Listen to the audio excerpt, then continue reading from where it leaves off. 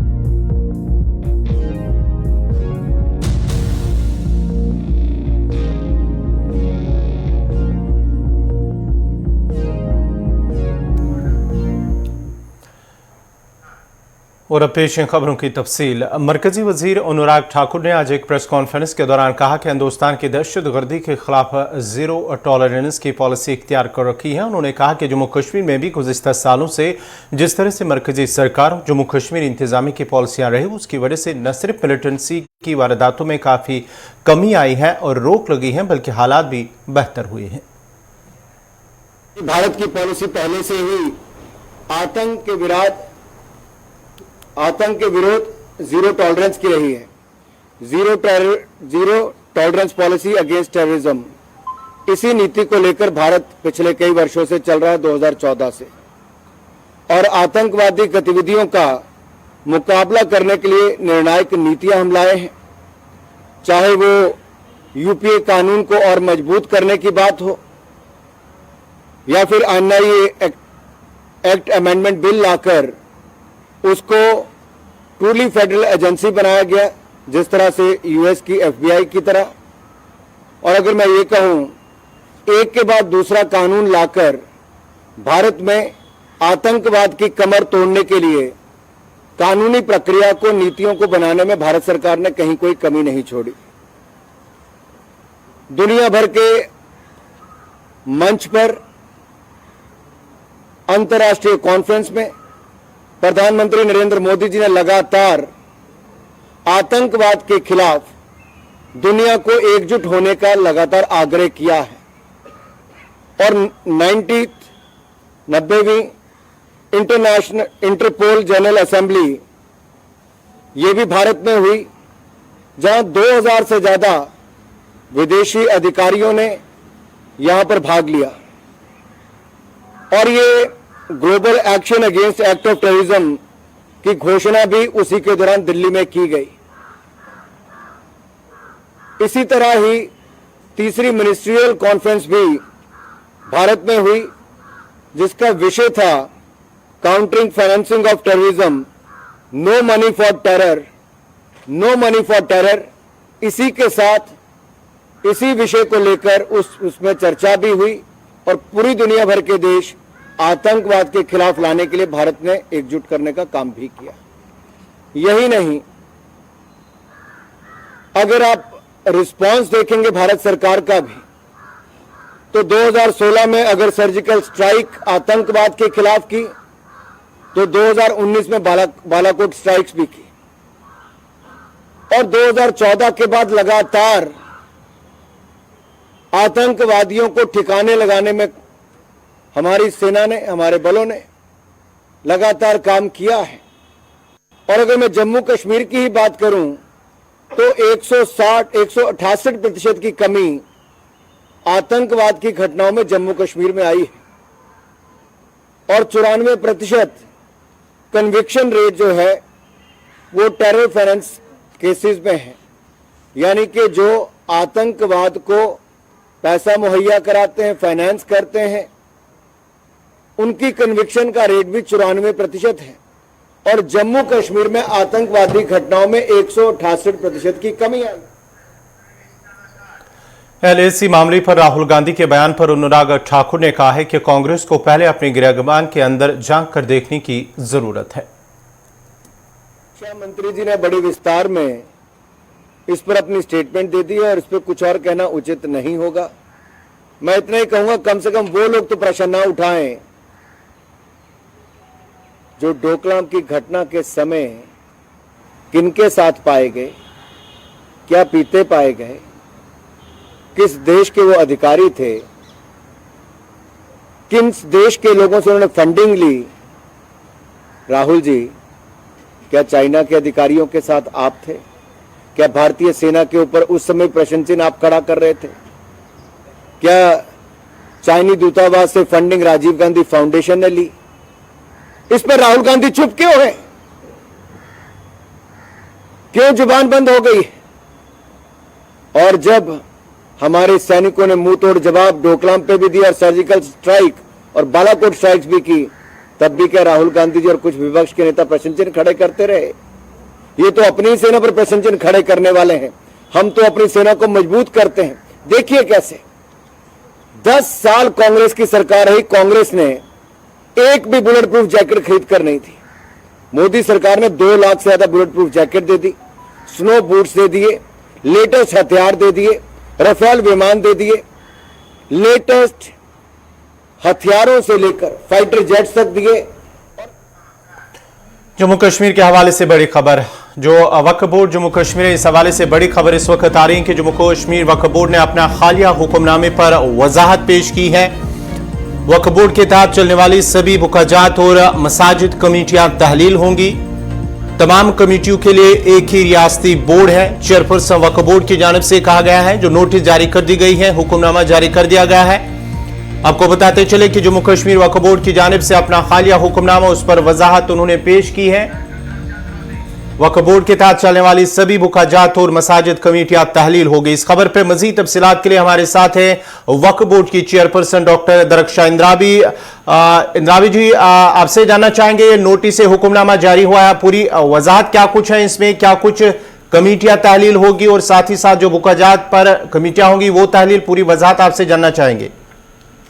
बिल्कुल, आपका शुक्रिया कि आपने मौका दिया। लोगों से हम मुखातिब होते हैं और ये जो हमारे वक्फ बोर्ड तश्कील होने के बाद जी, क्योंकि जो पुरानी कमेटियां थी, इंतजामिया कमेटियां थी, वो उसी वक्त वैसे तहलील होनी चाहिए थी। थोड़ा सा हमने वक्त दिया हर एक को कि शायद नहीं, जब भी कोई नई चीज बनती है, नई गवर्नमेंट बनती है, नया बोर्ड बनता है, कहीं पे भी पुराना सारा तहसील हो जाता है। उसी के साथ साथ जब जम्मू कश्मीर वक्फ बोर्ड तश्कील हुआ, उसके बाद हमने बहुत सारे चेंजेस लाई और अब ये रह गया था, तो इसलिए हमने जो जम्मू कश्मीर वक्फ बोर्ड के ज़ेर एहतिमाम जो भी मसाजिद, जो भी दरगाहें चल रही है, वहाँ पे जो इंतजामिया कमेटियां बनी हुई थी वो सारी तहलील हो गई हैं। इसलिए क्योंकि अब नए सिरे से हम कमेटियां बनाएंगे और नए सिरे से लोगों को लोग वहाँ पे कमेटी भी बनेगी, लेकिन फिलहाल के तौर पे अभी हम कहेंगे कि अभी कोई कमेटी जो खुद को वहाँ पे इंतजामिया कमेटियां कहलाते थे और वहाँ पे मुदाखलत भेजा करते थे, उनको हमने तहलील कर दिया और उनके हम उनको आवाम को बोलते हैं कि उनके जो लेटर हेड्स हैं, सिग्नेचर्स हैं, और वो सारा अब कोई हमारे जो वक्त के तहत जो भी दरगाहें और मस्जिदें चल रही हैं, वहाँ कोई आज अब के कोई इंतजामिया कमेटी नहीं। यानी कि जितनी भी वक्फ के अंदर जितनी भी जो कमेटियां आती हैं या मस्जिद या ज़ियारत गाहों की बात करेंगे, जहां इस वक्त इंतजामिया चल रहे थे अभी तक, उस अब आज के बाद ही वो कोई फैसला नहीं ले सकते जब तक कि नई कमेटियां तश्कील देंगे। बिल्कुल बिल्कुल, वो डिसबैंड हो गई, तहलील हो चुकी है। आज के बाद वो ना रसीद बुक या जो भी वो डिसबैंड हो गई है। अब हमें नए सिरे से कमेटियां बनानी है और बाकी इंतजाम वक्फ बोर्ड कर रहा है, कोशिश कर रहा है कि हम बेहतर से बेहतर करें। बाकी इन लोगों ने जो वहां पे थे, तो हम उनसे मौदबाना अपील करते हैं कि जी। वो अब आराम करें और हमें नए सिरे से वक्फ बोर्ड को आगे बढ़ाने की जो हम कोशिश कर रहे हैं उसमें मुदाखलत ना करें। डॉक्टर जी, आपसे जानना चाहेंगे जो अगर हम बात करेंगे जम्मू के अंदर भी हालिया कुछ हमने एहतिजाज देखे हैं, जो वक्फ के अंदर जो दुकान है वो दुकानदार एहतिजाज कर रहे हैं किराए को लेकर, तो इस हवाले से क्या कुछ आप कहना चाहेंगी? बिल्कुल, आपने जो फरमाया वो था। अभी प्रेजेंट में हमने तमाम, क्योंकि हम आज जम्मू में ही हैं, अभी हम कुटवा में जा रहे हैं और यहाँ पे जितने भी हमारे बिजनेस यूनिट्स हैं उनसे हमने बात की और उनसे मुलाकातें हुई और उन्होंने जो हमने किराया बढ़ाया था, जो भी रेंट असेसमेंट था, उसके बाज़ाब्ता उन्होंने बाशऊर लोगों ने उसका लबैक कहा और नए रेंट असेसमेंट के साथ उन्होंने हमारे साथ नए एग्रीमेंट किए और वो काम अब खत्म हो गया। जो एहतिजाज था, कुछ होती हैं बीच में बातें, लेकिन हम टेबल पे आ गए और उन्होंने वो सारे नए असेसमेंट के साथ सबों ने उस पर लबैक कहा। डॉक्टर जी, आपसे जानना चाहेंगे अब जो वक्फ के अंदर जम्मू कश्मीर के अंदर अगर हम बात करेंगे, जितनी भी जो दुकानें आती हैं या जितने भी जो भी ढांचे आते हैं, क्या अब वक्फ बोर्ड नए से वहाँ पे जो कोई प्रोसीजर नया होगा वो भी अमलाया जाएगा या नए किसी प्रोसीजर के साथ ही वो दुकानें अलॉट की जाएंगी या जो किराया होगा वो मुकर्रर होगा? देखिए, वो पहले ही रेंट असेसमेंट तो पहले ही आ गया है। जो न्यू रेंट जो था वो जम्मू कश्मीर में पहले से ही लागू है, क्योंकि जब से हमने चार्ज संभाला है, हम चाहते हैं वक्त जो बिल्कुल खस्ता हालत में है वो खस्ता हालत से निकाल कर इसमें नई रूह फूंक दी जाए। और कुछ लोग एहतिजाज इसलिए करते हैं क्योंकि उन्होंने कभी सोचा ही नहीं था कि उनका किराया भी कभी इन दुकानों को देना पड़ेगा। वो समझते हैं कि ये हमारा अजदादी, जो हमारा फोर फादर्स का शायद पड़ा हुआ माल है, हमें ये लेना है। बट उनको उस ख्वाब गफलत से अब उठना पड़ेगा और ये देखना पड़ेगा ये वक्फ है, प्रॉपर्टी है वक्फ की, और वक्फ अपने रूल्स और एक्ट के हिसाब से ही उसमें जो किराया है वो लगाएगा। अगर उससे कुछ लोगों को आपत्ति होगी, परेशानी होगी, तो वो फिर हमारी प्रॉपर्टी चुपचाप करके हमें वापस करें, ताकि हम नए तरीके से उसका ऑक्शन करें, नए तरीके से उसको लीज करें। बाकी तो कोई दूसरी राय तो होगी ही नहीं। नया कुछ नहीं है, पुराने को ही, जो पुराना पड़ा हुआ है, जो समझते हैं कि ये हम अदालतों में जाएंगे, बाकी जगहों पे जाएंगे और फिर से वही यहाँ पे पॉलिटिक्स करेंगे, वो तो पॉसिबल आज की डेट में नहीं है। डॉक्टर जी, आपसे जानना चाहेंगे अब वक्फ की जो जायदाद होगी, क्योंकि पहले ही आपने कहा है कि उनके बारे में भी जो जिनके पास वो जायदादें होगी वक्फ के अंदर जितनी भी होगी, तो जिन्होंने गैर कानूनी तौर पर उस पर कब्जा किया है या कुछ तामीराती ढांचे खड़े किए हैं, उनके खिलाफ भी जो है जो पहले ही इस हवाले से उनके हवाले से कहा गया है कि वो उनके खिलाफ कार्रवाई होगी। तो क्या आने वाले वक्त में देखा जाएगा कि उनके खिलाफ, जिनके पास वो जायदादें हैं, उनके खिलाफ कार्रवाई होगी? बिल्कुल हो रही है, अभी भी हो रही है। जब से ही हमने कोशिश की है कि हम कार्रवाई भी कर रहे हैं, जो एहतिजाज कर रहे हैं या जो कह रहे हैं कि हमें रेंट नहीं देना है या बाकी चीजें जो रहा है 70 सालों से, या बाकी उनको लगता है कि इसको भी हम पॉलिटिक्स की नजर करेंगे, वो नहीं है। क्योंकि कानून कानून है और वक्त की प्रॉपर्टी नहीं है, ना मेरी है ना उन लोगों की है जो उस पे काम कर रहे हैं, बल्कि वो अगर रोजगार कमाते हैं हम उनको रोजगार से बेदखल नहीं करेंगे, लेकिन वक्फ को वो बीमार कर देंगे, वक्फ को वो दीमक लगा देंगे, वो भी हम आज की डेट में नहीं करने देंगे। इदारा है जो फाल बनेगा और इंशाअल्लाह रहमान आप लोगों ने और मीडिया का भी मैं बहुत शुक्रिया करूंगी कि आपने इसकी तरफ जो बेदारी लोगों में लाई, जो शऊर एक पैदा हो गया है, उसके लिए मैं मीडिया का भी बहुत शुक्रिया करती हूँ। बहुत बहुत शुक्रिया आपका डॉक्टर दरख्शां इंद्रावी, वक्फ बोर्ड की चेयरपर्सन, जो तफसीलात फराम कर रही थी, वजाहत पेश कर रही थी। जम्मू कश्मीर वक्फ बोर्ड ने जो अपना हालिया हुक्मनामा जारी किया, उस हवाले से कहा गया है कि बोर्ड के तहत चलने वाले सभी बुकाजात और मस्जिद कमेटियां तहलील होंगी, यानी कि आज ही वो तहलील की गई है। और इसके साथ साथ ही आज के बाद वो जब तक नई कमेटियां तश्कील नहीं दी जाएंगी तब तक वो कोई फैसला या इस तरह का कोई भी बयान जारी नहीं कर सकते, क्योंकि अब हुक्मनामा जारी हुआ है, फिलहाल उनको तहलील किया गया है। और आने वाले दिनों में जब नई कमेटियां तश्कील होंगी और क्या कुछ फिर फैसले होंगे वो नई कमेटियां ले सकती हैं। लेकिन जो पिछली कमेटियां थी, जितनी भी बुकाजात या मस्जिद कमेटियां थी, उन्हें तहलील कर दिया गया। वक्फ बोर्ड की चेयरपर्सन डॉक्टर दरख्शां इंद्रावी ने इस हवाले से तफसीलात फराहम की है। बढ़ते आगे बात जरा अब मुगल शाहरा की भी करते हैं, क्योंकि आज अल सुबह ही मुगल शाहरा ट्रैफिक की आमद रफ्त के लिए अब बंद हुई है। वादी कश्मीर को जम्मू सूबे की पूंछ और राजौरी जिला से मिलाने वाली तारीखी मुगल रोड शिकारगाह में पत्थर और पस्सी गिराने की वजह से बंद कर दी गई है। आज अल सुबह ही ये पत्थर वहां पर गिराए हैं, जिसके बाद ही ट्रैफिक की आमद रफ्त को रोक दिया गया है। और इस सिलसिले में ट्रैफिक के लिए बहाली करने की कोशिश लगातार जारी है।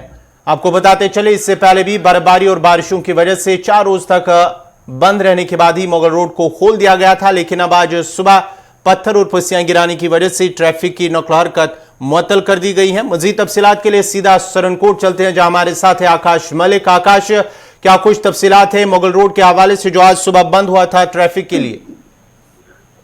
मुगल रोड के हवाले से बात करें तो देर रात मुगल शाहरा पर एक पस्सी गिरने की वजह से मुगल शाहरा को ट्रैफिक के लिए आमदरफ्त के लिए बंद कर दी है। छोटी जो गाड़ियां थी उनको जो उसमें फंसी हुई थी वहां से ट्रैफिक पुलिस की मदद की वजह से उन तरफ से वो निकाल दिया गया था। अब ये भी हमारी चौकी अफसर बहराम कला से भी बात हुई, उनका एक भी कहना है कि मुगल रोड की मशीनरी जो है इस वक्त ऑन द स्पॉट है और रोड को क्लियरेंस करने का काम जारी है।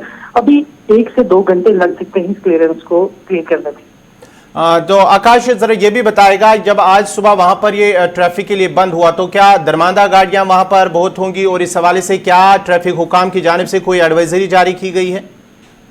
ट्रैफिक एडवाइज की बात करें तो उनकी तरफ से अभी कोई भी इसमें एडवाइजरी जारी नहीं की थी, लेकिन जो बहराम गला चौकी पे जो है इस वक्त 100 से ज्यादा गाड़ी जो है इस वक्त वहां पे खड़ी है, जिसको मुगल शाहरा पर जाने की इजाजत अभी नहीं है।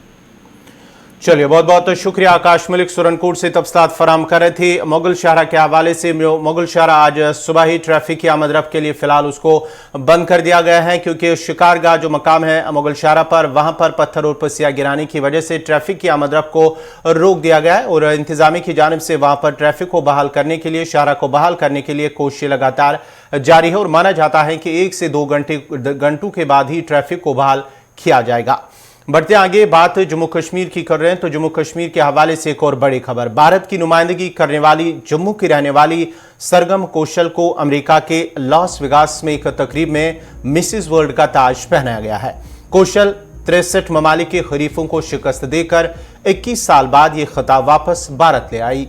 जम्मू कश्मीर के जम्मू शहर के बाहू फोर्ट इलाके की रिहायश सरगम कौशल ने कहा है कि वो टाइटल जीतने के लिए कितनी पुरजोश हैं और खुश भी हैं। उन्होंने कहा कि हमें 21-22 साल बाद ताज वापस मिला है। बैंक ऑफ इंडिया के retired chief manager GS Kaushal की बेटी सरगम कौशल ने अपनी स्कूली तालीम presentation convent centre higher secondary school Gandhinagar Jammu से हासिल की हैं, और ख्वातीन यानी कि वुमेन कॉलेज गांधीनगर जम्मू से ग्रेजुएशन की। उसके बाद उन्होंने जम्मू यूनिवर्सिटी से इंग्लिश लिटरेचर में मास्टर्स किया और गवर्नमेंट बीएड कॉलेज जम्मू से बीएड भी किया है। पहले बतौर वो टीचर काम कर चुकी हैं। पेशे के एतबार से एक टीचर और कंटेंट राइटर, मॉडल और पेंटर भी हैं। 31 साल सरगम की शादी हिंदुस्तानी बहरिया के लेफ्टिनेंट कमांडर आदित्य मनोहर शर्मा से हुई है, जो इस वक्त मुंबई में तैनात है।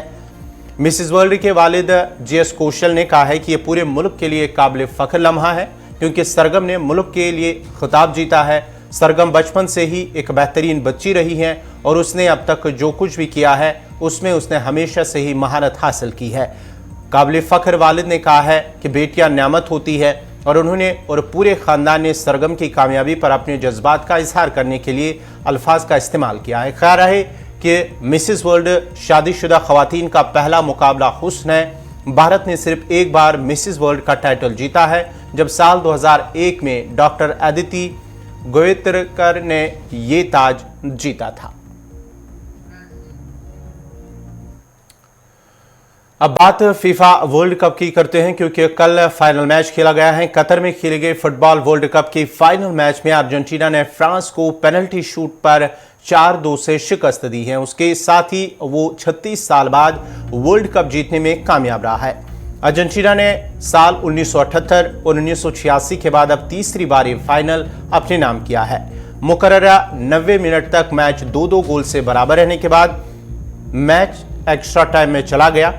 वहां लियोनेल मेसी ने गोल करके अर्जेंटीना को 3-2 से आगे कर दिया, लेकिन एम्बापे ने जारहाना खेल का मुजाहरा करते हुए 117वें मिनट में गोल करके मैच को 3-3 से बराबर पर ला दिया है। उसके बाद पेनल्टी शूटआउट में अर्जेंटीना ने मैच अपने नाम कर लिया। अर्जेंटीना ने फ्रांस को पेनल्टी शूटआउट पर 4-2 से शिकस्त दी है। उसके साथ ही वो 36 साल बाद वर्ल्ड कप जीतने में कामयाब रहा है। ये 5वीं मर्तबा है जब कोई टीम ग्रुप मुकाबलों में अपना पहला मैच हार गई हो और फिर चैंपियन बनी हो। अर्जेंटीना सऊदी अरब से अपने पहले मुकाबले में 1 के मुकाबले 2 गोलों से हार गई थी। आलमी कप का फाइनल मुकाबला जबरदस्त दिलचस्प था और पूरे मैच के दौरान दोनों टीमों ने शानदार खेल का मुजाहरा किया।